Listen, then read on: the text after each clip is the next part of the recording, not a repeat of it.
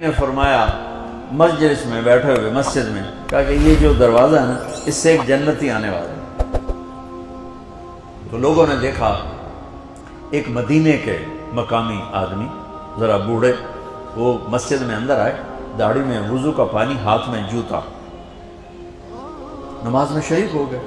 اگلے دن آپ کی محفل تھی تو آپ نے فرمایا یہ جو سامنے دروازہ ہے اس سے ایک جنتی آ رہا ہے۔ تو سیم وہی آدمی اسی حالت میں انٹر ہوئے۔ اگلے دن ہوا تو آپ نے کہا اس دروازے سے جنتی آنے والا ہے، ٹھیک وہی آدمی اسی حالت میں انٹر۔ اس مجمع میں ایک صحابی بیٹھے ہیں، ان کا نام ہے عبداللہ بن عمرو۔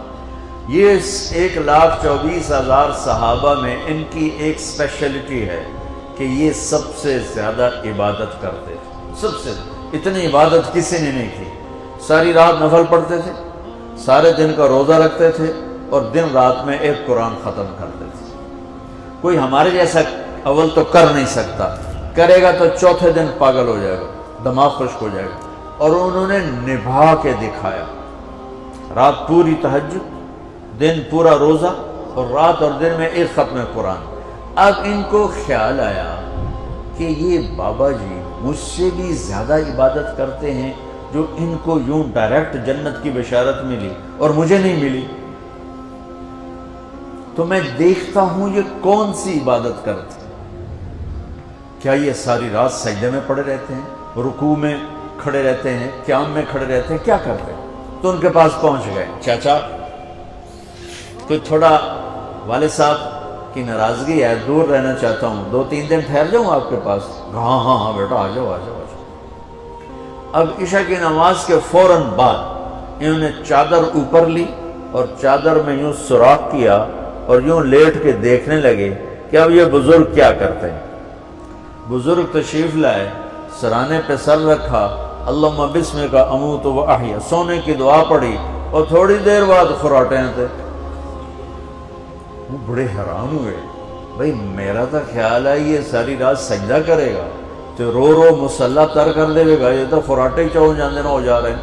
اب وہ دیکھ رہے ہیں ابھی اٹھے گا ابھی اٹھے گا ابھی اٹھے گا، پھر انہوں نے کپڑا اتار دیا، بھئی سویا ہوا ہے۔ وہ فجر کی اذان پہ اٹھے اور ان کا دماغ چکر کھا گیا، بھئی اے کی بڑی تہجد دے 2 نفل بھی نہیں تو جنت دی بشارت 3 دن کٹھی۔ انہوں نے کہا کل دیکھوں گا، کل شاید کچھ اور کریں۔ اگلے دن آئے، پھر اسی طرح یوں کر کے لیٹ گئے، اور بزرگوں نے بھی یوں کیا، اور بسمک اموت و احیا، اور پورا کمرہ خراٹے نال۔ وہ پھر پریشان، یہ کب اٹھے گا کب اٹھے گا؟ فجر کی اذان پہ اٹھے تو اور ان کی حیرت بڑھ گئی، کہنے والا سچا، اس کے بات کو تو چیلنج ہو نہیں سکتا، وہ محمد مصطفیٰ ہیں، لیکن یہ چکر کیا ہے، یہ جنت مل کیسے رہی ہے؟ چلو ایک رات اور صحیح۔ تیسری رات آئے، یہ یوں لیٹے وہ یوں لیٹے، یہ دیکھتے رہے وہ سوتے رہے، حتیٰ کہ فجر کی اذان پہ آنکھ کھلی تو یہ نا پھٹ پڑے، کہنے لگے چاچا بات بتاؤں؟ کہنے کیا؟ کہ میری کوئی جھگڑا نہیں تھا ابا سے، میں نے 3 دن مسلسل تیرے بارے میں سنا جنتی آ رہا، 3 دن تجھے اللہ کے نبی نے بشارت دی، جنتی ہے جنتی ہے جنتی ہے، لیکن میں اس بات پہ حیران ہوں تو ساری رات سوتا رہتا۔ اس زمانے میں منافق بھی تہجد نہیں چھوڑتے تھے، فرض نماز تو فرض نماز ہے، منافق بھی تہجد نہیں چھوڑتے تھے۔ تو کہنے لگے کیا کرتے ہو؟ ساری رات تو سوتے گزار دیتے، کیا کرتے ہو؟ کہنے لگے بھتیجے جو تم نے دیکھا ہے یہی کرتا ہوں۔ اب یہ پریشان ہے کہ اللہ کے نبی کی بات کو تو چیلنج ہو نہیں سکتا، اور جس کو بشارت دی ہے انہوں تے فٹ نظر نہیں آ رہی کہ کیسے 2 نفل آج کہ نیک لوگ تہجد نہیں چھوڑتے۔ تو کہنے لگے اچھا چلو اللہ نے ایسا ہی، اللہ کی مرضی، اللہ کے نبی کی مرضی۔ یہ 4 قدم چلے تو آپ سننا، کہا بھتیجے ادھر آؤ، کہا بیٹا ادھر آؤ، آ گئے۔ کہنے لگے اب تو میں اصلی بات بتاؤں، اب تو میں اندر کی بات بتاؤں. ان کا کیا ہے کیا ہے؟ اب وہ تیار ہو گئے کہ یہ کہیں گے میں 3 دن بیمار تھا اس لیے میں اٹھ نہیں سکا، ورنہ میں تو ساری رات سجدے میں گزارتا ہوں، میں تو ساری رات روتے روتے گزارتا ہوں. تو 3 دن میں بیمار تھا، میرے پیٹ میں درد تھا، میرے سر میں درد تھا، تو میں اٹھ نہیں سکا، ورنہ تو دیکھتا تو حیران ہو جاتا میری رات کیسے ہوتی. کہتا ہاں جی جی جی. تو کہنے لگے مجھے دیکھو یہاں ہاتھ رکھ رکھا، یہ جو دل ہے نا، دل اس میں دنیا کی کسی انسان کی نفرت نہیں ہے. اور جب اللہ کسی کو کوئی رزق دیتا ہے تو مجھے کبھی حسد نہیں ہوا، مجھے خوشی ہوتی ہے.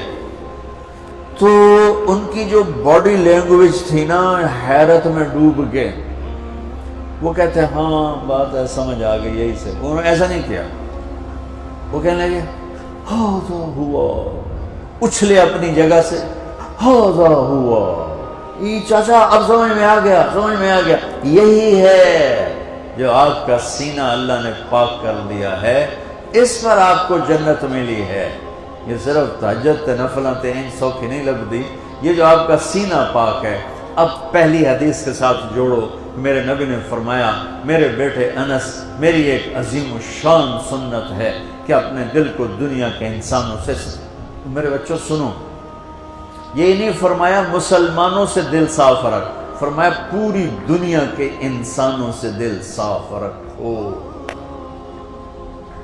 یہ بچیاں کر لیں، آپ کر لو، میں کر لوں، یہ تمہارے استاد کر لیں، کوئی کر لے، میرے رب کی قسم بڑے بڑے عبادت گزار ان کی پرواز کو نہیں پکڑ سکتے. بڑے بڑے سجدہ کرنے والے اور رکوع کرنے والے نفلی ان کی پرواز تک نہیں پہنچ سکتے. ایک اس وجہ سے کہ یہ عظیم الشان سنت ہے، ایک اس وجہ سے کہ اس کے کرنے والے بڑے تھوڑے ہیں، ایک اس وجہ سے کہ یہ مشکل بہت ہے کہ آدمی کو خود ذبح ہونا پڑتا ہے تب جا کر یہ چیز ہاتھ میں آتی.